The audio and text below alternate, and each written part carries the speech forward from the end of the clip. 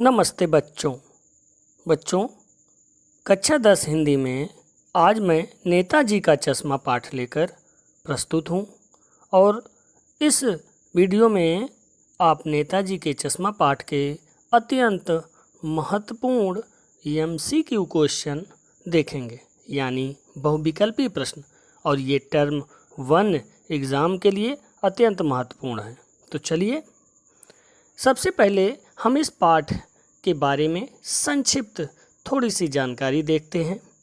यह पाठ देशभक्ति का परिचय देने वाला पाठ है और यह बात को दिखाता है कि देश का प्रत्येक नागरिक जो यहाँ पर रहता है, जीव जंतु, इस धरती के पशु पक्षी, पहाड़ आदि से प्रेम करके भी अपने देशभक्ति का परिचय दे सकता है। इस पाठ में कैप्टन के माध्यम से स्पष्ट किया गया है कि अभावग्रस्त जिंदगी व्यतीत करने वाला व्यक्ति भी अपने साधारण कार्यों से देशभक्ति का परिचय दे सकता है। साथ ही देश प्रेम की भावना किसी भी व्यक्ति में हो सकती है। उसके लिए आवश्यकता नहीं है कि वह व्यक्ति सेना का सिपाही हो, कोई फौजी हो, कोई भी नागरिक यहाँ का जो अपने कार्यों को अच्छे ढंग से करके, अपने कर्तव्यों का पालन करके देशभक्ति का परिचय दे सकता है। तो यही इस पाठ का मूल संदेश है। अब कुछ अत्यंत महत्वपूर्ण बहुविकल्पी प्रश्न देखते हैं।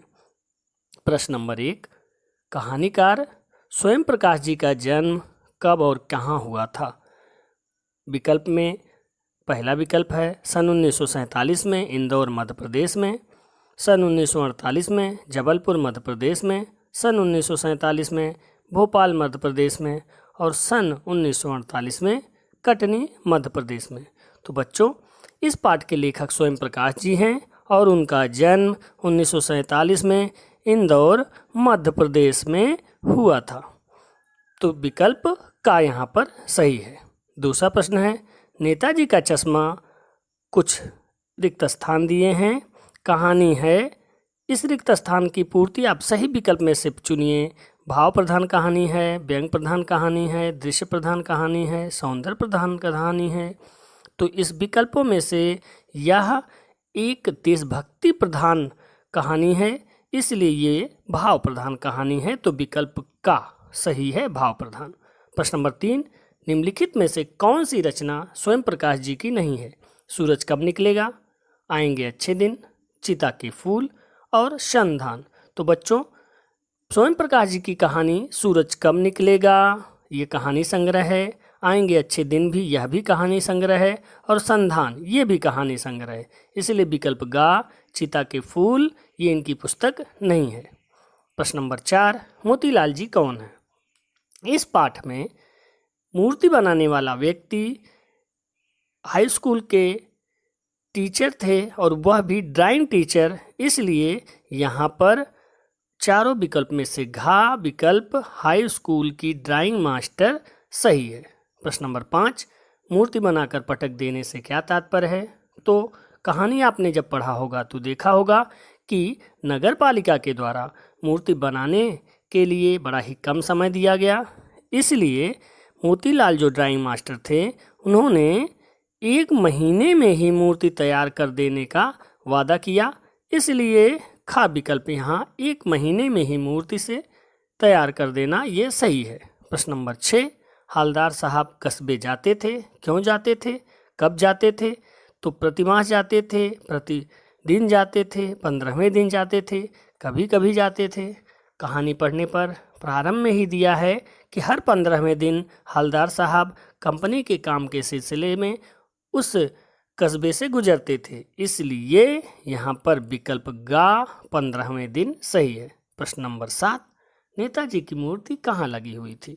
बाजार में, कस्बे में, विद्यालय में, मुख्य बाजार के चौराहे पर। तो यहाँ पर नगर पालिका ने नेताजी की मूर्ति उस कस्बे के मुख्य बाजार के चौराहे पर लगाया था, इसलिए घा विकल्प सही है, मुख्य बाजार के चौराहे पर। प्रश्न नंबर 8, नेताजी की मूर्ति किससे बनी थी? पत्थर की थी, संगमरमर की थी, लोहे की थी, लकड़ी की थी। तो नेताजी की मूर्ति संगमरमर की बनी थी, इसलिए खा विकल्प यहाँ पर सही है। प्रश्न नंबर 9, कैप्टन को देखकर हालदार साहब अवाक क्यों रह गए?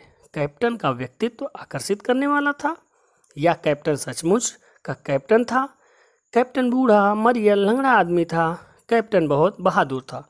कहानी में हालदार साहब ने कैप्टन को देखा जब तक नहीं था, तब तक उनके मन में था कि कैप्टन कोई सेना का सिपाही होगा या लंबा चौड़ा सेना का व्यक्ति होगा, लेकिन वास्तव में कैप्टन बूढ़ा, मरियल और लंगड़ा आदमी था, इसलिए नेताजी अवाक रह गए। तो यहाँ पर विकल्प गा, कैप्टन बूढ़ा, मरियल तथा लंगड़ा आदमी था, सही है। प्रश्न नंबर 10, कैप्टन क्या कार्य करता था? वह फेरी लगाकर चश्मे बेचता था, या फौजियों को ट्रेनिंग देता था, वह एक विद्यालय में शिक्षक था, वह खेती के कार्य करता था।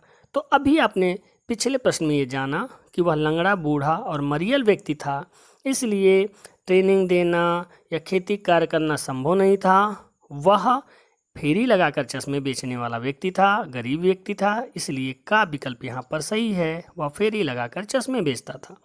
प्रश्न नंबर 11, हालदार साहब के चेहरे पर कौतुक भरी मुस्कान क्यों फैल गई? नेताजी की मूर्ति को देखकर, पान वाले को देखकर, नेताजी के चेहरे पर काले फ्रेम के सचमुच के चश्मों को देखकर, या उपयुक्त सभी कथन सत्य हैं। तो बच्चों, कहानी में नेताजी की मूर्ति पर जब वास्तविक चश्मा देखा हालदार साहब ने, तो उनके चेहरे पर एक मुस्कान फैली, इसलिए यहाँ पर गा विकल्प सही है, नेताजी के काले फ्रेम के सचमुच के चश्मे को देखकर।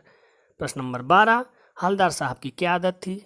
हालदार साहब जब भी उस कस्बे से गुजरते तो वे नेताजी की मूर्ति वाले चौराहे पर रुककर पान खाते थे, या हालदार साहब को पान वाले से मिलना अच्छा लगता था। गा विकल्प है, हालदार साहब नेताजी की मूर्ति को चश्मा पहना देते थे, या अंतिम विकल्प है, हालदार साहब पान वाले से मजाक अवश्य करते थे। तो नेताजी जब भी 15वें दिन कस्बे से गुजरते तो कस्बे के मुख्य चौराहे पर पान वाले की दुकान पर रुककर पान खाते थे। पान खाने के कारण ही यहाँ पर का विकल्प सही है, हालदार साहब जब भी इस कस्बे से गुजरते तो वे नेताजी की मूर्ति वाले चौराहे पर रुककर पान खाते थे। प्रश्न नंबर 13, कैप्टन चश्मे वाले अपने गिने चुने फ्रेमों में से एक फ्रेम नेताजी की मूर्ति को क्यों पहना देता था? विकल्प है, कैप्टन को नेताजी की बिना चश्मे वाली मूर्ति आहत करती थी, उसे लगता था कि यह देशभक्तों का अनादर है, वह नेताजी को असली रूप में देखना चाहता था, या सभी विकल्प उपयुक्त सभी कथन सत्य है। तो इस कहानी में जब कैप्टन चश्मे वाले ने यह देखा कि नेताजी की मूर्ति पर कोई भी चश्मा नहीं बना है, तो उसे इस बात का दुख हुआ कि वह चश्मे बिना मूर्ति है, उनके सम्मान में कमी है, ऐसा उसे लगा कि यह देशभक्तों का अनादर है, और वह नेताजी को चश्मे वाली मूर्ति के साथ देखना चाहता था, इसलिए उपयुक्त सभी कथन सत्य है और विकल्प घ यहाँ पर सही है। प्रश्न नंबर 14, नेताजी को पान वाले की क्या बात अच्छी नहीं लगी? नेताजी का मजाक उड़ाना, चश्मे वाले कैप्टन को पागल कहना, तोंद हिलाकर हंसना, बिना वजह बोलना। तो कहानी में जब हालदार साहब ने पान वाले से पूछा कि चश्मा कौन बदलता है, तो वह काले बत्तीसी दिखाता हुआ यानी पान वाला हंसता हुआ उसने कैप्टन चश्मे वाले को पागल कहा, इसलिए यहाँ पर चश्मे वाले कैप्टन को पागल कहना अच्छी नहीं लगी। हालदार साहब इस बात से दुखी हुए। प्रश्न नंबर 15, हालदार साहब क्या सुनकर मायूस हो गए थे? नेताजी की चश्मा विहीन मूर्ति की बात सुनकर, कैप्टन की मृत्यु का समाचार सुनकर, लोगों में देशभक्ति की भावना की कमी देखकर। ए और बी कथन यानी का और खा दोनों सत्य हैं। तो कहानी में हम देखते हैं कि जब नेताजी की मूर्ति पर चश्मा लगाने वाला कैप्टन मृत्यु को प्राप्त हो गया, तो वहाँ पर नेताजी इसलिए दुखी हो गए कि अब उनकी मूर्ति पर चश्मा लगाने वाला कोई नहीं होगा, इसलिए यहाँ पर विकल्प ए और बी दोनों में से कैप्टन की मृत्यु का समाचार सुन करके वो अधिक दुखी हुए, और उससे ही उन्हें लगा कि कैप्टन की मृत्यु होने से चश्मा नहीं कोई लगाएगा, लेकिन यहाँ मृत्यु के समाचार सुनने पर ही उनका दुखी होने का मुख्य भाव, इसलिए खा विकल्प सही है। प्रश्न नंबर 16, नेताजी का चश्मा कहानी किस भावना को जगाती है। व्यक्ति पूजा, देशभक्ति की भावना, परिश्रम की भावना, परोपकार की भावना। तो नेताजी का चश्मा ये कहानी लोगों में देशभक्ति की भावना जगाती है, उन्हें यह सिखाती है कि हमें देशभक्त और उनके परिवार के लोगों का सम्मान करना चाहिए। इसलिए यहाँ विकल्प ख सही है, देशभक्ति की भावना। प्रश्न नंबर 17, नेताजी का चश्मा पाठ में किस बात को उठाया गया है? विलुप्त होती देशभक्ति की भावना को, बढ़ती महंगाई को, राजनीति में बढ़ता भ्रष्टाचार को, या भ्रष्ट राजतंत्र को। तो नेताजी के चश्मा पाठ में लोगों के अंदर कम होती हुई देशभक्ति की भावना को विशेष रूप से जागृत किया गया है। इसलिए यहाँ पर प्रश्न नंबर 17 में का विकल्प विलुप्त होती देशभक्ति की भावना सही है। प्रश्न नंबर 18, नगर पालिका को मूर्ति बनाने में देरी क्यों हो रही थी? उनके पास पैसा कम था, उनको अच्छे मूर्तिकारों की जानकारी नहीं थी, नगर पालिका में आपस में फूट थी, वे उस पैसे को मिल बांटकर खाना चाहते थे। तो पाठ के प्रारंभ में ही दिया है कि नगर पालिका मूर्ति बनाने में देरी करती है क्योंकि उसके कई कारण दिए गए थे। वह कागज पत्र में प्रस्ताव पास करने में समय ले लिया और उसके कार्यकाल का अंतिम समय था, इसलिए भी उसने जल्दबाजी में ये काम किया। तो हम कह सकते हैं कि नेताजी की चश्मा पाठ में दिए गए इन चारों विकल्पों में से सबसे सही है। उनके अच्छे मूर्तिकार की जानकारी उन्हें नहीं थी, इसलिए उन्होंने बनाने में देरी की। तो बच्चों फिर मिलते हैं किसी और वीडियो में कुछ महत्वपूर्ण प्रश्नों के साथ। तब तक के लिए अलविदा।